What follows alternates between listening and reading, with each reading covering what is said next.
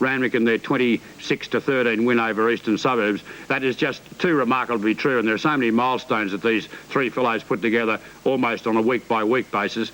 And having Mark as your captain on this tour must give you a little bit of a friendly feeling, because the guy you know at the back of your hand, I'd say you've made him as good a player as he is. He's got all the attributes there to start with, but you've certainly honed him into being a very classy player.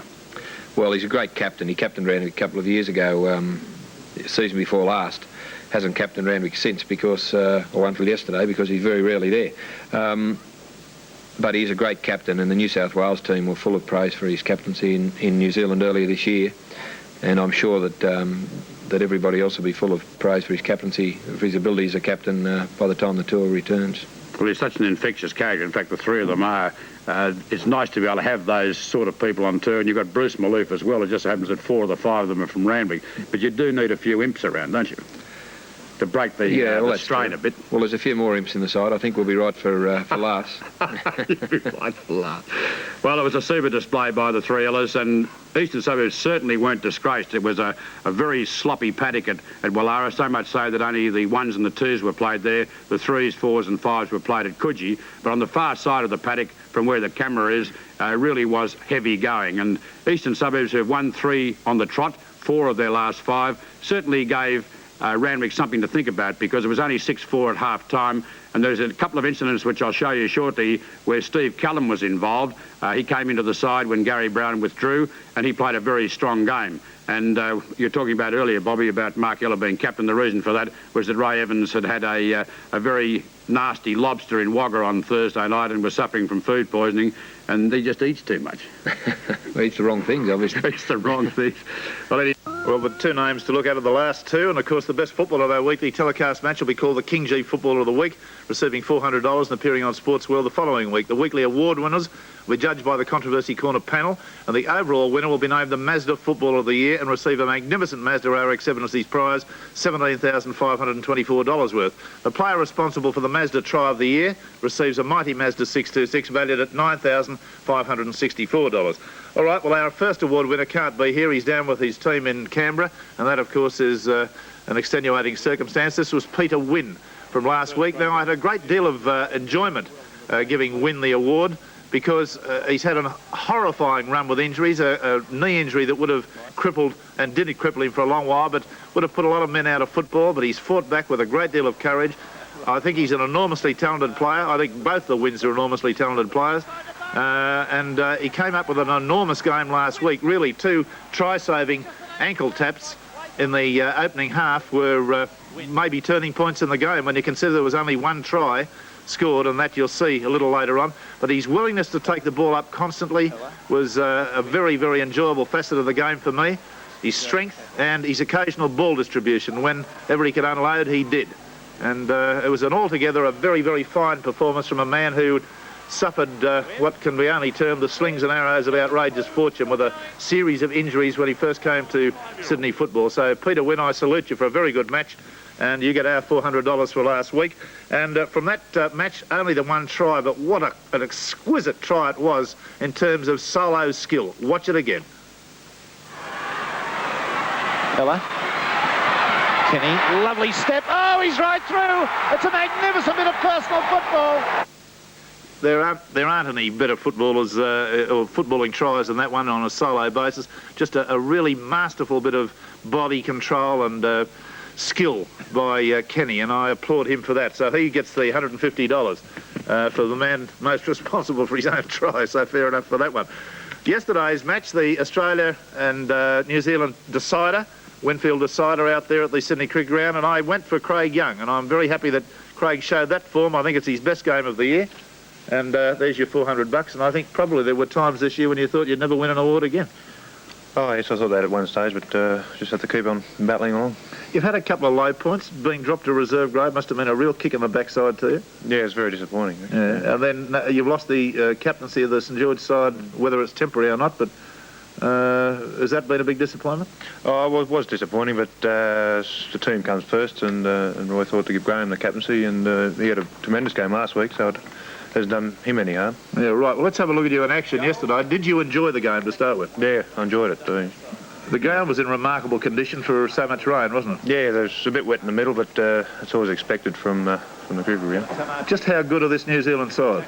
They're a very good side. You know, a lot of experienced players there with Mark Graham and Mark Broadus and Coy there. And some other players there are quite good as well. Well, it was a game that until we get about 65 minutes into the game, it looked as though it could go either way, and then suddenly the floodgates opened. Was there a turning point that you perceived, some incident that happened? Oh, not really. I think our defence just kept our defence up, and New Zealand, I think they realised at one stage they couldn't break us, and we went on from there. You constantly were able to get beyond the advantage line, which is always the prime requisite for a front row forward, so that you're at least running forward the next setup. And this was a good part, but this little bit of football here, you know, you'd win thousands of dollars for me if you could do that every week. Be nice. Wouldn't it be nice? Yeah. That was a beautiful bit of classy ball distribution among a host of other very good facets of his game. So to Craig Young, our congratulations. Let's hope that he gets away with a kangaroo tour. He's been in and out of sides. He was even mooted as a kangaroo captain at one stage, weren't you? Oh, at one stage. All right, anyway, it may not be all over yet, but anyway, let's hope he has the luck he deserves now with the effort that he's put in. The try from yesterday's match was the one scored by Wally Lewis, and I don't think anyone would argue that Les Boyd was the man most responsible. Craig Young. Mortimer tries Les Boyd. Boyd goes through the gap. Oh, it's beautifully done. Set piece, you mean that was a planned move, but just worked at per rate. Yeah, as it's supposed to. They'll run around with you at the start of it. Very nice bit of football. That, so we'll see Les Boyd gets his check. And the lads, of course, always come up with a magnificent King G leisure shirt. Their style and selection is first class, and I know Craig will look absolutely impeccable in his choice of King G. So congratulations, Craig. Thanks very much, Rick. OK, now stick with me for a minute because there's some very good tries, and the Controversy Corner lads are sitting down below. We've got to judge these and come up with one which we'll announce in Controversy Corner. Tries first and tackles later. Let's go on with the tries. This one now is the Steve Ella try for the Parramatta side against St George. Most responsible, Brett Kenny. Nicely there away to Sharp, then on to Sterling Muggleton. Beautifully to Kenny. He split them wide open. The pass has gone out to Ella. It should be a try. It is a try to Ella. Quality. Look at this crowd. Now Philip Duke for New South Wales against Queensland, Royce Allen. Managed to flop a pass back inside to Steve Mortimer. The little fella screams away. Out there to Merlo. Out to Kenny. Kenny away to Cronin. Cronin out to Duke. Duke's going to get there. Yes, it's a try to Duke. It's another nice one. Larry Kelly for Norths against Newtown, Mark Graham. Layout. Pass to Graham. Graham hops, skips and jumps, gets it away to Kelly. And Kelly's going to score. A bit doubtful about a try back there, a pass back there and halfway. Now John Muggleton for Australia against New Zealand, a Craig Young pass. Craig Young most responsible. He's there! It's a try! Thompson. Now for Manly, Stuart Davis against Parramatta, Les Boyd. Beautiful pass there into the cave. He hit that beautifully. Oh, got it away to Boyd. Boyd's got himself into the clear. One-handed pass out to Eden. Eden going magnificently. Lobs a pass to Davis. And Davis is in! It's a sensation! A sensational try! Brett Kenny, you've already seen for Parramatta against East, and Kenny responsible. Kenny, lovely step. Oh, he's right through. It's a magnificent bit of personal football. Individual stuff. And from yesterday's match, that set piece again. Wally Lewis, the scorer. Les Boyd, the man. Tries Les Boyd. Boyd goes through the gap. Oh, it's beautifully done. All right, one of those tries will be announced to you later, and it'll go on with all the other tries that we've had for judging at the end of the year. Now let's get to the tackles of the week, and we've got some of these to get through. And here they are. Mike Eden for Manly against South on Mitch Brennan. And a beautiful low tackle, a classic fullback tackle actually. A head-on type of tackle from Peter Smith for South against Canterbury and against Taz Bateri. Steve Mortimer's tackle on Rebo, Queensland, New South Wales. State of origin. A very fine tackle by Larry Kelly for Norths against Manly on Blake. Mitch Brennan, tackle for Queensland against New South Wales on Izzard. All these tackles very importantly timed. Phil Sigsworth for Newtown against Norths on Andrew Simons. And this one, Michael Blake for Manly against Parramatta on Brett Kenny. all came at critical moments in the game. We'll be judging that one and letting you know which one we'll be announcing in Controversy Corner a little later on. We'll take a break and we'll be back. Discussing the rugby league scene, here's the Controversy Corner panel. The big league, and that's, of course, the double version from yesterday's test and today's full round. And on sale inside the grounds, 80 cents. Official program of the New South Wales Rugby League. Some excellent colour pictures. Beautiful one right in the middle there, as you can see, of the two captains of the New Zealand side. Two captains, yes, one test captain and one touring captain. And also some very good articles. Well, let's introduce our guest today, Mark Graham, who you've just seen in the picture there. And Mark, just how good is this Australian side? No elaboration. You tell us. I think they're a very good side. They were, really well prepared for us yesterday, and they ended up winning the game. They're just too strong for us overall. Was there any critical factor, moment, in time? I thought just after Ron was always telling us at North that the second try is the one that counts, and we were trying to come up with it. Yeah. Just after half time there. Well, you had your chance when Lulu didn't fall on the ball on the end goal area. That's right. Yes. It was it's one of them things. That's how football goes, I suppose. Yeah. Although you don't expect an international footballer to try to put his hands on a football rather than his body. One of them things, Rex. You can't really. He just thought at that moment, I suppose. Nice chip on it. Very good, yeah. There's no doubt for New Zealand Rugby League, Mark, that the fellas who aren't internationals and playing outside of the country, it must have brought them on one hell of a lot, like playing with you fellas in this series. Well, I hope so, yes. It's, when you consider that the boys, aren't getting any monetary rewards for it, and it's costing them a fortune to, to play the game, actually. Certainly. And it's a long time. I started off playing against New Zealand in rep games, and in those days they were very hard side to beat, very big sides with Maxwell and Butterfield and all those fellas. Yes, yeah. Well, then all of a sudden, a lot of players sort of went downhill, and retired. Yeah. They never ever sort of built up over the 60s, I thought, and the 70s, but now they're a force to be reckoned with. Well, yeah, we hope so. I think it's a lot to do with Seth Mountford's coaching and his coaching schools. He runs a coaching school every year, national school, yeah. And, everyone's really, trying hard to make New Zealand a force again. Sure. How different is the training between, say, what you would do in New Zealand on the club side and here? Oh, it's a lot different. Like here, everything comes down to, just one or two plays of ball, when you're around an opponent's line and you've got to score in those times. Sure. But at home, it's just... it's just one of those things. It's something to do on a Saturday afternoon. Sunday picnic sort of thing, Mark. Yeah. I think in the backs, Mark, you're a little bit lacking in the back, a little bit of finesse in the backs as compared with the Australian side. Yeah, well, the only thing, I think our players are very good players in the back line there, but you must consider, when they go back from this from this tour, James Lillaway and the boys from England will be going straight back over to start the season again. Yeah, with Hull. With Hull. Yeah. So they'll be, playing 12 months of the year, so maybe we can give them a bit of allowance for being a bit tired. Mark, you've been on the circuit sort of thing, playing here in New Zealand as well. You've been to England. Yeah. Now, Australia's going to face a lot of problems with referees, obviously, aren't they? Yeah. They've got an English referee out here that they just can't get on with, And they can never get on with French referees anyway. Yeah, you can. And they had no luck with the New Zealand referee. Yeah. So what would you say that what is going to happen when they get to England and they've got to counter this sort of thing? They've got to get the referee onside, who is obviously offside at the moment. Yeah. A lot of the English referees we had over there, they were very impressed with. We tried to play an Australian type of game. We tried to make ourselves really fit and get up and knock them around and bustle them and things like that. Right. And a lot of them appreciated our football.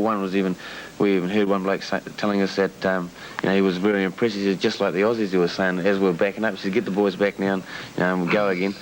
But I think the Australian side, being world champions, they'll come away with the glory and everything that they put into it. Let me just be critical of one aspect of yesterday's game. I thought many times New Zealand looked as though they had a no-kick policy in the game. Were you told not to kick at any stage? No, that's me. I don't like kicking. Yeah, but well, then let's lay the blame on you then, Mark. You had your players slogging their guts out in their own quarter when you could have put a kick downfield and made that ground. And there were numbers of occasions. You only kicked 4 times in general play. Yeah. Not you, the team. Yeah. Well, did Australia kick much more, Rick? Yes, a great deal more. Didn't have the ball that much. You believe totally in that possession factor. You don't like to give it back in any way. Well, you're controlling the play when you've got it. That's what I believe. But is it any use controlling it within 20 yards of your line, as you were for a number of occasions yesterday? Yes, but at any given time you can make a break.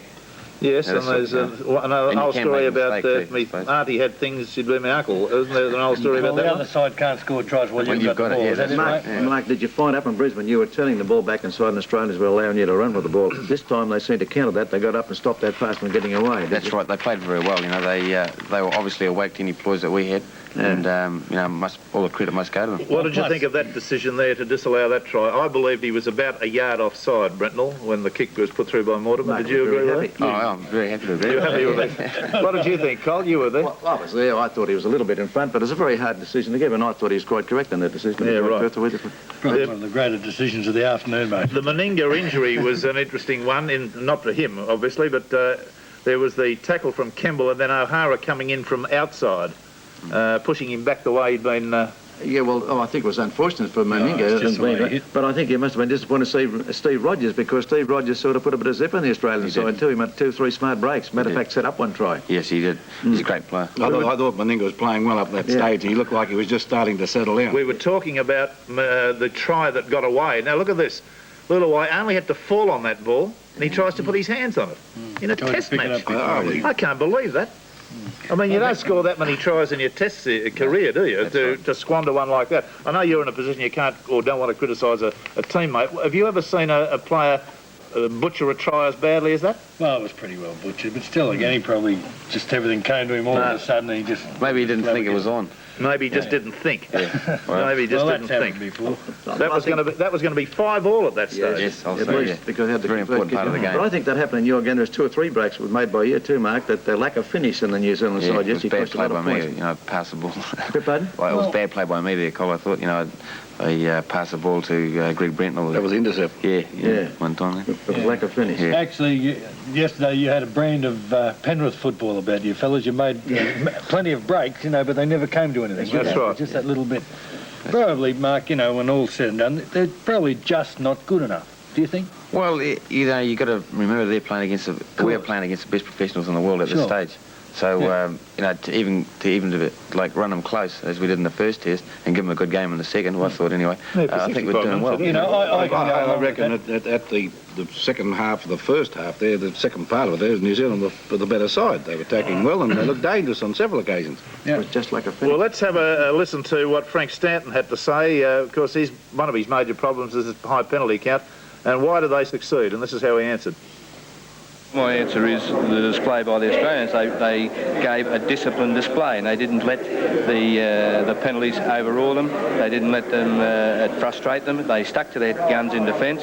That New Zealand side hasn't scored a try against us in 2 games, despite the heavy penalty count and despite the untold possession from scrums. And I think it's a tribute to our fellows. And if they maintain that sort of discipline in England, regardless of whether I'm there or not, I think they'll go well.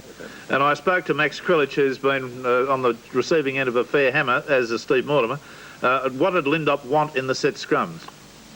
He wants the ball exactly in the middle. And is he penalising both sides when they don't do that? Yeah. There's no hassles in that area? Yeah. To a certain extent, yeah. I think they put so much ball in, he had to let a few of their balls go, I suppose. But he can't pull the game up all day. I thought he had a very good game, the referee. You were saying? I just said that Mortimer just puts it in the second row. That's all there is to it. Yes, he doesn't feed the scrums intelligence. Well, he's a halfback, isn't he? Mal Meninga about his injury, and this is the way he experienced it or thought about it. Well, you know, I palmed off Luari and I got to Campbell and I thought I had him palmed off too, but this Dana Hara came over the top from the other side on my blind side and got a Campbell kind of whipped my legs from underneath me and O'Hara got me on top and I just landed, put my hand out to fall and I just landed right on my palm of my hand and just popped out. And what does the doc put it back today? Or yeah, he put it back, yeah, it was. It doesn't seem too bad, so hopefully I might be back playing another couple of weeks. You know how we always criticise French referees in this country, how everyone who's ever played with one or played against them has very little good to say about them. Well, I spoke to a fellow yesterday by the name of Robert Passalet. Yesterday, he's a bright young fellow out here at the invitation of the ARL. He's the director of referees in France, newly appointed. I found out the horrifying fact that prior to 1980, listen to this, there existed no system of instruction, assistance or help for French referees. They were mostly just former players who bought a whistle. Now, another incredible fact was that the rule book, which they were operating under, had, he found, 26 errors, and Cole Pearce has confirmed 27 because he's had a yarn with him, in translation from English to French. And so referees have actually been doing what the book says in many instances, but the book was wrong. So that's the story. That explains it. Well, but how do you mean that, Rex? In translation from English to French, an example would be, and this is an example he gave me, that the player shall put the ball in with a downward motion. In the French translation, it came out, shall not put the ball in with a downward motion. So we've had this situation going on since they came in the 30s. Anyway, listen to him. He's a very bright young fella, and he talks reasonably good English. Listen carefully. We have some little points which are a bit different because, you know, when you have an English word, it's very difficult at times when it's technical to have good translations. And we are on the way now, the French, to have a good translation maybe next year. So you're rewriting your French league book? Yes, because we discovered last year on an international seminar between English and French referees about 26 little points which were different, and it can lead to big misunderstandings on the field of play, you know. So there's an explanation why a lot of people have got terrible thoughts about French referees over there. Well, it is a step in the right direction. We can laugh about it, but that is a fact of life. Translations often go awry from French to English or English to French, and that's one of the explanations. They've had seminars all over there. Had seminars, and I think you find a difference here. Now, Kelly, you and, well, Mark Graham was obviously at this game. You were there with knobs on because it was the team's 5th consecutive win. Yes, that's right, Rick. And this, obviously, you're starting to get a sort of a giant killer complex down there at North Sydney now, eh? Yeah, well, the boys have, you know, got a bit of confidence about themselves, and we know we can play good football, and we're just going on with it. Mark, I was just reading up on this, and I've been talking to a few of the fellows, you know. And North Sydney, there's no doubt about them. As Terry Fernley pointed out to me one day, he said they're just a lot better side than most coaches and teams think, you know. They're going on and can go on with it this year. But yesterday, after watching the test, if Donnie McKinnon can't make that touring side, I'm a bad judge, you know. You know, I don't want to empty the can on anyone, but I don't think Rowan Hancock's up to it when you can stand there and get a hiding like that every game that he took, you know. I'm sure, you know, and I think you'd back me up on this. There's no way in the world Donnie McKinnon had copped that, was there? Oh, to my mind, I'm only pleased that the Australian selectors didn't select him for the Australian side. Yeah. He would have caused us a heap more trouble, you know, than you know, that bloke used to. I support you, Noel. I think he's a consistent forward, and he's tough. He never shirks the hard and heavy stuff. I just want, you know, and he'd be a tremendous asset in England. Just to watch, there's one of his passes going now, that this will end up with probably the worst wingers try I've ever seen. Watch Chris Luckman. Anyway, it's how many points do you get for that? Well, you get 5 because Gray kicks it. However, there's some other good players that here he goes again, McKinnon. But there's some other good players in here, and Larry Kelly's another player that's come on, you know, that you wouldn't believe. Yeah, he's a real good player. Now that you fellas are going so well up the front, it must make it a lot easier for the fellas out in the back flanks, I reckon. Well, I hope so. Look at the flick passes. Yeah, look, there's 2 of them. 2 of them. Yeah, well, I think there's a difference in Don McKinnon this year and last year. I think the players, they're backing him up with those passes. He was criticised last year with passes were going to ground and thrown, but now he's got players running on, which he looks a much better player. Yeah. So it's the players that's with him around him too that's making it. Right. Well, Donnie McKinnon obviously is a very strong representative chance, but he's a player that doesn't do it every week. He does it 3 or 4 good games, maybe 5 good games a year, outstanding good games a year. The rest of the time he's not a consistent performer. He's I reckon he is. Right age now. Yeah, I think it comes with age. Just come of age. Yeah. You know, he's a big strapping fella. He's just come of age. And he mightn't be the best prop when you go away, but I'll give you a written guarantee he'll be the best back when he comes back. Maybe we talk a bit differently about North after today, without Mark Graham, without Burns. And is young Cox playing? Yeah. Cox will be playing. And there's another How bad is Alan Burns' injury? From what I hear, he's might have split the patella, the kneecap. Yeah. So it might take a couple of months to get over. Yes, it's not a thing you're going to come back quickly. Good boy. McCaffrey's injected a lot of sharpness into the side, hasn't he? Yes, he's a top player. Speed. But Mick Mullane was an outstanding player for Cronulla, they told me last year, Mark. Yeah. And I've seen him taking some terrific bombs through the season, you know. And this chap that I did talk to about the game gave him a hell of a rap. Yeah, he played really well. So flick passes galore on that great try for North Sydney, with Kelly, the man, finally putting the ball down, but 2 flick passes, 1 from McKillen. That must be the influence of Ron Willie's coaching. He was always a lair, you know that. You know Ron's a lair. Lair like an old lair. He's got a charming wife, but he's a lair himself. Can't handle it. All right, let's get on to another exciting game from last week. Cole Pearce was there. This is the Parramatta and East game, 9-4 Parramatta, What was your view of it? It was an exciting game from all points of view. I thought it was one of the best games I've seen this season, Rex, and I thought the game should have finished in a draw, actually. It definitely was a try. What's that? Try. Oh, come on, you're not even in the country. How would you know? You're in Samoa. Looked at it 15 times. Yeah, well, that just shows you've got jaundiced eyes. No, it was a great game. I thought the defence of both sides was absolutely superb, and it was only an individual effort, really, that Brett Kenny to put a try on the board for either side. And it just shows you what type of football was played. Here's a try-saving tackle, if ever you've seen one. And he certainly would have scored Barclay. And I thought performed pretty well in the centres. I thought there was a doubt about him playing in the centres, but he came up very, very well indeed. And this fellow played very well too, Warnocky. Held up with a beautiful pass, one-handed pass. But all over, I thought the tackling, I thought the attack from both sides. Yes, there were handling errors from the Eastern Suburbs side at time, but they kept the ball alive, and I didn't expect them to play as well as they did, the Eastern Suburbs, and as I repeat, I thought they deserved to just share the competition points on the day. Now, here's the first points in the first half coming up when Brett Kenny made a lovely tackle on John Tobin, but he held on, and I was just wondering at the time what John Gosher may have sent the fella to the sin bin, which he did do in a game over at Redfern Oval when Ken Stewart held Arthur Mounty in the Eastern Suburbs and South and West game earlier on the season. Things go in and out of fashion, don't they? They do, and it mightn't have been a bad experiment. But there is this magnificent try from Kenny, sidestepped and swerved, and a beautiful individual effort. Top try, really a great try. I think it was a great game and solid, tough, spectacular. The major point to come out of it from my point of view is Parramatta have got a great defensive setup. They're still playing very good attacking football, although I've been worried about Mick Cronin if I was Jack Gibson. I believe he needs a rest. I've said it before, even if he has to be forced to take it. One criticism of John Gosher, the referee, Peter Wynn, my man of the match, was allowed to get away with 2 attempted high tackles without a caution and even looked embarrassed on one occasion, whereas Jeff Masterman was quite rightly penalised on one occasion and Gary Warnocky on another for similar stupidities that landed. So doesn't intent come into it? If you throw a punch or a stiff arm and it doesn't land, isn't that as bad as one that does? Well, I think in the case... well, of course it is. It should be. 5/8 of an inch. So it should be, and I think John Gosher needs to be totally consistent, and I'd like him to look at that aspect of his refereeing. That apart, I thought he had a pretty good game. I'll say on the form, with 3 of their better players like Cleo Lesclere and Dave Brown back, East are in this competition right up to their boot tops. Very much so. The second half penalty tally against East can be almost entirely laid at the door of Jeff Masterman's hooking technique.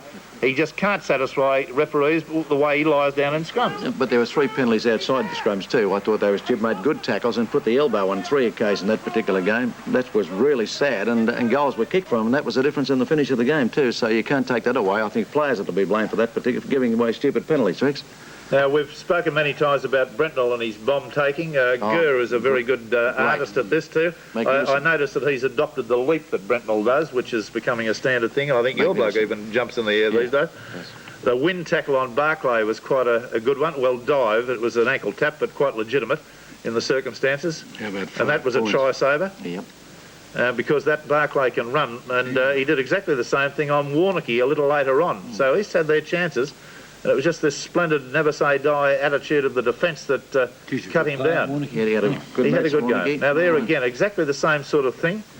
Atkins' tackle on Bowstead is spectacular wing tackle as you'd ever hope to see. He'd come to a sudden halt. And sudden halt, and he gets a rise in height.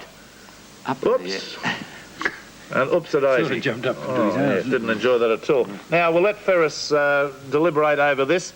Try to Warnocky, you'll see it from both angles. The point at issue in this, 7 days after this game, a good percentage of people, like myself and like Noel Kelly and Cole Pearce, are in doubt whether he scored. Yep. We must make the allowance that the referee had 1 second to make his decision, and he ruled against it because there was an element of doubt. If there's a doubt, he mustn't concede the try. Exactly right. That's what the rule says. Yeah. Right, and there's an element of doubt. There is an element of doubt. It appeared as though he did lose the ball, but he wouldn't put his hands on it. No, his hands slipped off the back. Thing, you know, we went downstairs and watched this about it was worth times, it. It was worth it. Still can't work out whether it's a try or not. All right, well, I asked Brett Kenny about playing in the number 6 jersey, but ending up in the centres as he frequently does in the match, and this is his explanation. I play centre from a scrum position. Steve Ella goes to 5'8". Well, you know, Steve's not quicker off the mark than I am, and so Jack thought we'll put him at 5'8" from the scrum, and then after that, well, I'm 5'8" and general player, just got to work my way back in, and Steve works his way out. It's just the way it goes. Well, you want to watch yourself, you might find yourself in a kangaroo tour if you keep playing like that. Well, I hope so. That's what I'm aiming for. Good luck. Thanks. Now, I asked Jack Gibson in one of the most talkative moods that I've struck Jack in about Jeff Bugden and a couple of other questions, because he's got a front row problem up there with Hilditch and O'Reilly. look, we didn't buy him on his scrapbook. We always knew he's a good player, and he's a very young player, and we thought he had a tremendous game today.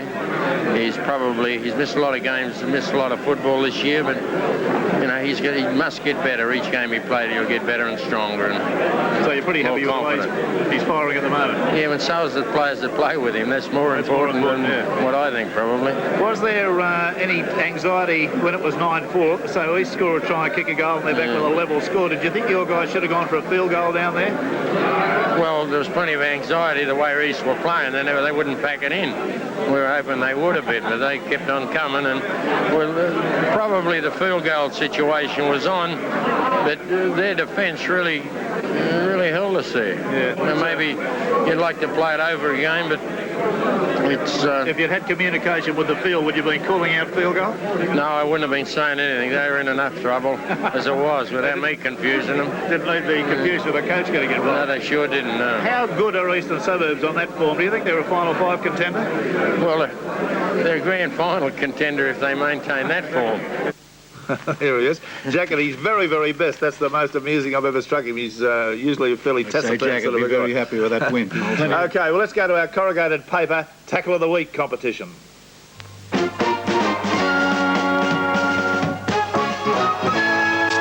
Corrugated Paper bring you the Tackle of the Week competition. They're the only packaging firm that can supply you with every requirement for packaging your product, whether you need tape, twines, wrapping paper, polybags, protective materials, as well as plain or printed cartons made to your specifications. Each week, the Contraversy Corner panellists will select a tackle.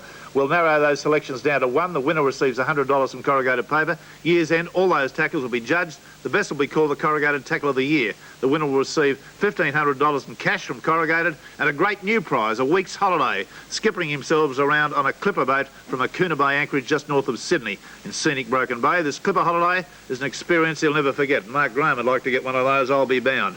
And this is the tackle from last week. It's the wind tackle on Barclay, and I think you'll agree that there's no more important tackle being performed in a match than that one this year. It's a desperation, right? Don't like that? Well, that's why you were... It's not a good idea. Did you ever tackle anyone during your career? Got you a couple. Other than from there up? Check it out. Okay. Corrugated Paper of a Western Division of 141 Parramatta Road, Granville, and it carries a full range of all stocks. Just phone 6825355. Remember, Corrugated Paper are there to tackle your packaging problems. Now, we'll take a break, and we'll be back. At 20, and this is the action. Now, we've got all the tries. They're highly condensed. As you'll see, you have to, with 17 tries in the match. It's, almost a season's tally for some football teams. The only disappointing thing from Manly's point of view, apart from the exhaustion the players experienced from running in so many tries, was that it was a period that they allowed the Canberra side to score 3 tries in the space of about 8 minutes, and you'll see those.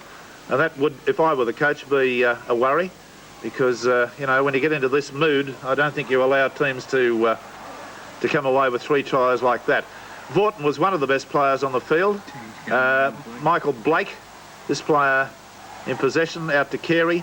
Now, the Blakes had an incredible afternoon. Michael Blake scored 2 tries in first grade. Philip Blake scored 4 tries in reserve grade and 2 tries in first grade. He scored those in the space of 8 minutes. So they had 8 tries in 2 grades of football for the one family in the afternoon, which is something to talk about. It's a talking point anyway, isn't it?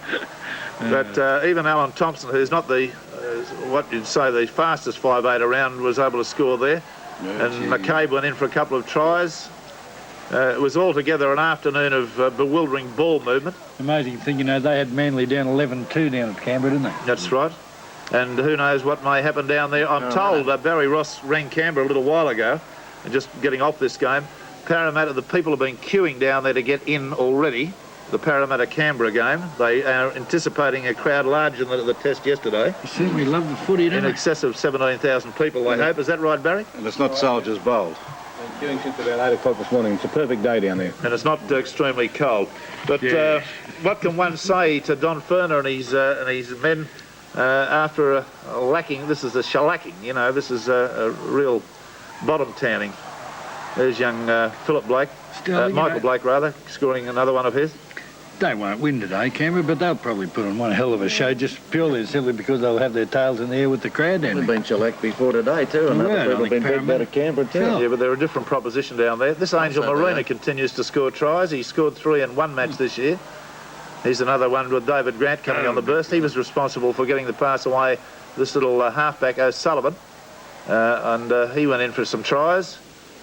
And David Grant again getting through some pretty puny defence there and popping the pass up. And who's there again? No saying how good David Grant could be if he could keep up his work rate like that. It'd be hard to handle. Yes, but he's got a very ordinary work rate, hasn't right, that's what I mean, if he was to keep out. Paul Vaughton, that's a quality bit of football. Big Ian Thompson away to Boyd. And there's Blake again. He doesn't want to get... I think Krillich was expecting the pass. You don't cut your captain out, do you? You know, if some young smart ass came into your side and you were waiting there for the pass and he took it off you, what would you say to him? Oh, left ankle that one. Yeah, that's right. You better score. There's a nice bit of finishing, and Blake gives it away to Carey, and in they go again. So a monotonous procession, and maybe we shouldn't have shown the 17 of them. I don't suppose anything is going to do Canberra a whole lot of good when you see an execution like this. Oh, the Manly supporters will love it, Rex. Oh, yeah, I dare say the Manly supporters will be enjoying it. I'd like to see it 81. Yeah, they'd like to have seen it 81. That's Lloyd Martin, from formerly with Balmain, sprinting over. There's the scoreline, 61-20. And the only amusing little bit of business that came out of this, when you think that Blake has scored 6 tries in the afternoon, Max Krillich came up with this little bit of instruction for him. In he goes. He's only been on the field for 3 minutes, scored 4 in reserve grade, already scored 1 in first grade. This is his second. Look at Krillich in the end goal. Come here, pick up the ball. Come here, there it is. Now pick it up. I thought that was quite amusing. All right, Souths and Penrith we're going to go on with now. This is the game that was won by South Sydney 14-8, but not an overly impressive performance by the South side. Cole Pearce. No, it certainly wasn't, but I think 2 valuable competition points. It was badly needed at that stage by Bill Ennis and the boys from South Sydney, because I think they'd only won 2 of their last 6 matches, and one, as I say, they're running 3rd in the competition. They certainly want to keep in that particular spot. Here's a young fine winger too coming in. Martin Lobb had a great run at that particular stage. It certainly was an improvement, I think, from the point of view of defence in their side. That was the important factor about it, Rex. Their defence improved. Their handling is still a little bit shoddy. There's no doubt about it. Winger? Yeah, it's a good player, Martin Lobb, yeah. And there was plenty of purpose. I thought there was plenty of purpose. Yeah, Brent Lobb. Plenty of... I think Brett Lobb. Not Brent. Brett it is. Ask him where his tie is, cool. Yes, where's his tie? What they do, have to burn the school down to get you out of the 4th grade or something. Are they waiting for Patterson to come back, this South Sydney side, or is there somebody... Well, I think the young fellow standing in for him doing a pretty good job there at the moment. He played a good game last Sunday, was Greg Mackey, and they certainly be waiting on him. There's no doubt about it. He's making a comeback next week. Yeah, in the 3rd grade, I suppose. He'll come through there. There's no doubt he won't be in first grade. He doesn't go back too early. Yeah, why? He's playing East, are they? No. Oh, I thought they were. It's a bad injury he's gone through. And looking at the Penrith side, though, there was a case of, again, so many chances went astray, the lack of finish, and I think that's been the story of Penrith's story all the year, and I think you'll see a try. Yeah, great try by young Mackey for filling in there pretty well. Melrose, to be commended for the line kicking in this game. One particular kick was 80 to 85 metres in this game. You'll see that a little later on. Yeah, valuable stuff. He's a field goal that really put the issue beyond a doubt for the South Sydney side, although they did cap it with a further try later on. Brennan hasn't produced much form the last 6 weeks, has he? No, he has not, Rex, and after that bad knee injury, did he come back too soon in the game? That's a questionable mark. Well, this fellow's got plenty of ability too. Walsh coming back into the game. Steve Walsh. The whole side... Here's a try being coming right across the field into the wing 3/4. Brown, and this, if there was any doubt about the South Vitia, that sealed it completely for them in the corner. Penrith did come back with a late try. And they can score their quality tries this time. They can score tries. But there's one try, Cole, that I noticed before that Penrith really... Someone throws it forward. Wolf. Oh, yes. Well, I think you find it coming up here. This is the Wolf try. This is the try by Rod Wright here. A great try from Rod Wright, but it was much too late for Penrith's victory at that stage of the game. Wright is not a bad sort of a footballer either. But if they continue to do things like this early in the match, Cole, and bomb a try here... Well, what's this? This is it. This is the one. Look, a certain try, this one. This is, lay down Mazier and the pass goes yards and yards forward. Had to be a try. Had to be a try. But the good kick you were talking about, Tony Melrose, the master of the kick. You've got a couple of good kickers in your team too. Yeah, Johnny Gray. Johnny Gray, and Mitchell Cox gets in a good one from time to time, doesn't he? Kickers yesterday too. Well, look, this is just great. Look at this. How would you bust your stomach getting out there with a line kick like that about 80 to 85 Well, you should have told Mark Graham that before he played his Kiwis playing the Australians. He doesn't agree with that, though, do you, Mark?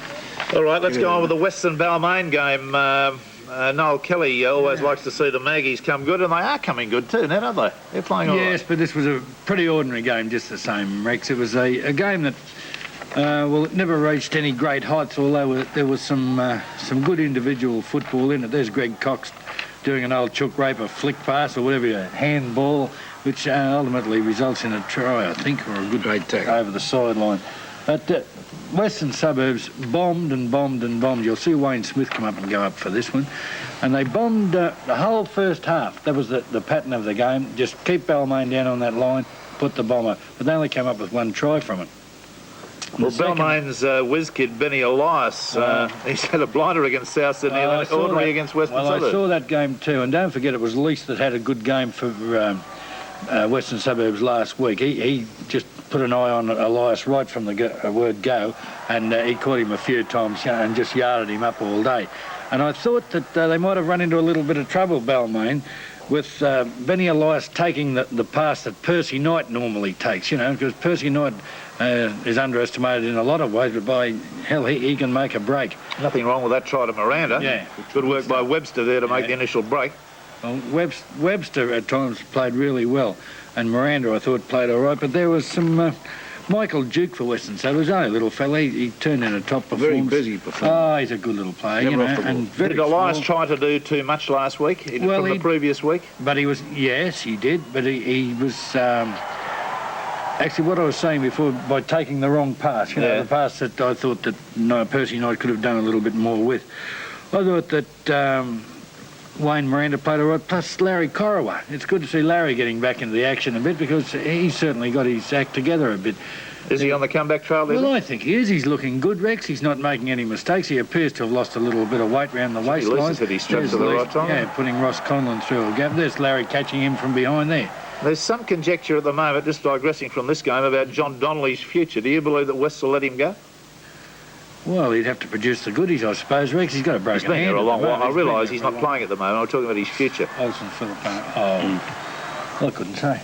I really couldn't say whether they have... Has he been a valuable servant to the club or not? You're mixed with but him. I mean, in this day and age, that doesn't get much of a mention, though, whether you've been a loyal subject or not, does it, You've got to produce the football. Yeah. OK, we'll take a break and we'll come back to some more action in a moment.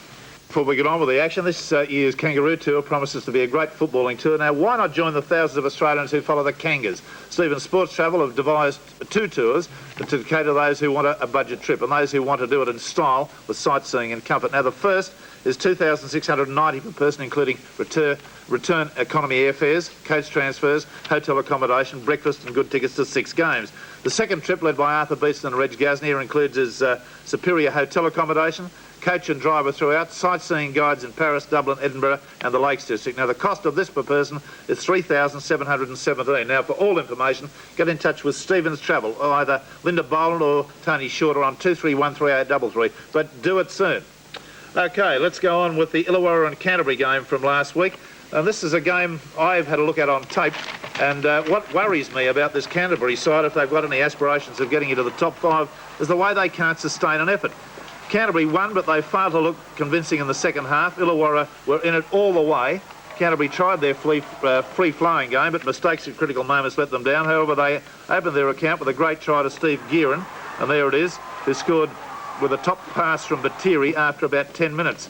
A good break by halfback Creevy for Illawarra led to a try by Graham Foe, and there it is, turning Brentnell around, and an extraordinary performance, that one. After fullback Brentnell had missed that tackle, the conversion made it 5-3 to Illawarra. Illawarra played some good football, but it was Canterbury who scored again through a typically bulldog move. A switch of play resulted in Mullen backing up the score and make it 8-5 at the conversion. You'll see that coming up. Canterbury scored again after 10 minutes of the second half to make it 13-5. And a freakish bit of handling by Andrew Farrow, which you'll see a little later. This is the try coming up to Mullen. There he goes, in for the try. He's a useful player, this fella, too. Gets through a lot of work. Strong, isn't he? Yes. And the conversion from Gearin, of course. He was there, and I think he scored 13 points on the day, did Gearin. From a quick tap penalty late in the game, there's Gearin's second try. Michael Bolt scored beside the post, 18-10, and they'd led 18-5 at one stage at Canterbury. And then only a few minutes later, he was allowed to do the same again. Look at that bit of handling from Farah. He bounced the ball on his hand, caught it again, and unloaded to Mortimer. Now this Bolty business at the end really is, Bolt rather, not Bolty, is amazing. There he goes for his first one. And, you know, that was just not on. And you're going to see another one almost the same. And look, there's a penalty been awarded. He takes that quick tap and there he goes again. He didn't even know he'd taken it. Yes, the referee had given him the permission to do so. But, my heavens, you know, Canterbury, you've got to start to put your act together and start to, you know, make it look as though you're interested in getting into the semi-finals. You'll not do it that way. You've got to go on with your game. Oh, they're not the worst team in the competition either, Illawarra. Don't worry about that. They're pretty good. They're a pretty good side. Oh, no. We've had the comment that Rod Reddy may be changing clubs this year. Anyone heard any news on that one? Cole Pearce? No, I haven't heard that. But, I think, would you suggest it might be a good idea for a player that's having trouble getting selected in the first grade to make a move? Often has a... Always. Well, I think it's a great idea. Often has a good...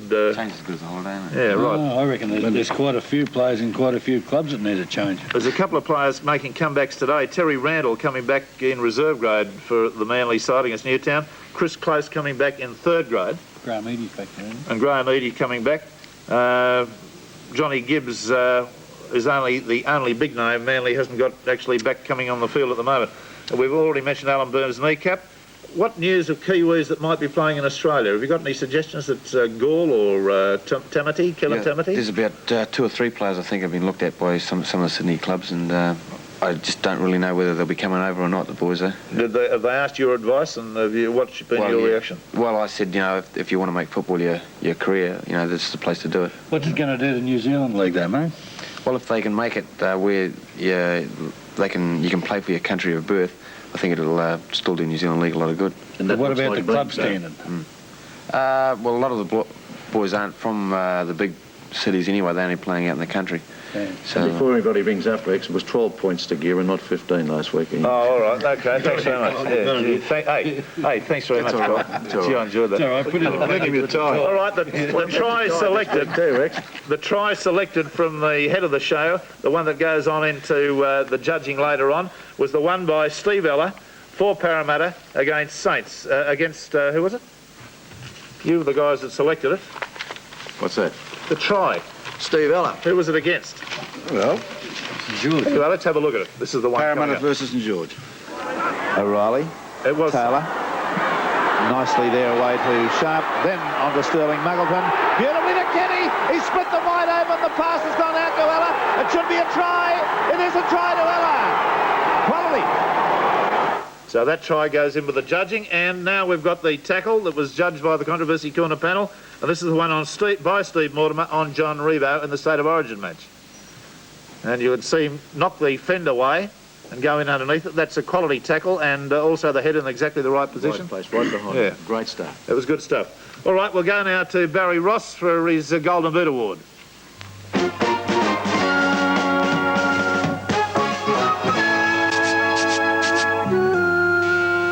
Round 20 of the Dunlop Golden Boot Award, and this is for the rugby league player who amasses most points from his boot in 1982. A Golden Boot trophy and a $5,000 holiday for 2 to the United States, arranged by Dunlop through Stevens Travel. The runner-up, 2 weeks free accommodation in Surfers Paradise at the superb Golden Gate Apartments. Well, Mick Cranan's still in front, although he'll be out today, so there's a chance for the others to catch up. Cranan with 88 goals, Melrose 71 goals and 4 field goals second, and Mike Eden, Manly's young star, 61 goals. Behind them, Ron Giddo, Steve Rogers and Kenny Wilson. And I'll be back again with more news on this great award next week. Now the team changes. Firstly, Canterbury and Cronulla. Greg Brentnell is out the Canterbury side. Andrew Farrell will play fullback for Canterbury. No changes in the Cronulla side. Newtown, a lot of changes. Phil Zigsworth out, Ron Zigsworth fullback. Dean Lance at 5'8" for Les Mara. Tommy Rodonicus comes in at halfback and captain for Kenny Wilson, and Cole Murphy at second row for Phil Gould. Manly, Les Boyd out, Bruce Walker in the second row there, Mark Broadhurst out, Ian Thompson at prop, and Max Krilich out, Ray Brown in the hooking department, and Alan Thompson will captain the Manly side. Balmain and Norse, Olsen Philip Painter is out of the Balmain side, Peter Grounds in the centres, Norse, Keith Harris at lock for Alan Burns, and Mark Graham out, Stan Jerd in the second row, and John Adam will be the captain of the North Sydney side. Fred Arcoy missing from their reserve grade side as well. St George, Craig Young out and George Grant in at front row. Illawarra, no changes.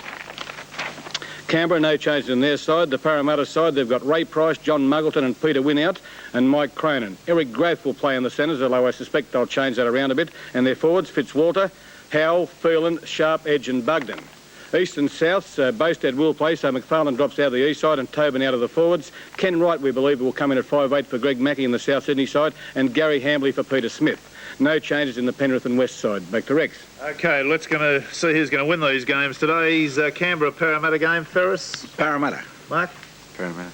Parramatta. We're all going for Parramatta to win down there. What about you, Cole? Yes. You want to make another decision? No, I don't make a decision. I'll make Parramatta to All win. right, we're all going for Parramatta, but it's a vastly changed side, and Canberra have won at home on a few occasions this year. 3, I think. Is that right? Correct. 3 occasions. East and South, the match we're televising, should be a very exciting game. They usually are. Who's going to win that? Oh, stupid to ask him. Eastern suburbs in a thriller. East. East. Noel? I think East. Cole? If last week's form's any indication, East to win. Yeah, we all go for Eastern suburbs. Newtown against Manly at Henson Park. Manly. Newtown. Manly. Terrible, man. Manly. OK, well, so that's 4-1 for Manly. We've just had 1 for Newtown. Penrith and Western Suburbs at Penrith Park. Penrith. West. Western Suburbs. Yeah, I go for Western Suburbs. That's 4-1. St George and Illawarra. Who's going to win that, Ferris? St George. Come on, you get off the fence, Mark. You got to. I think St George. There's a lot of spirit in this game, though. Yes, I think there will be. It's the team playing its nursery, nursery, really, isn't it? So I go for St George too. Balmain and North at Leichhardt. The kiss of death, is it, for North Sydney? No, I'm going for North Sydney. I'm going for Balmain. I'll go for North. Yeah, I'll go for North, but it's going to be interesting to see how they fire without their 2 important players, Mark Graham here. What's your injury, by the way? Just general sore. Yeah, I've done something to my stomach. Bruce Cripps. And lastly, Canterbury and Cronulla at Belmore. Ferris. Canterbury.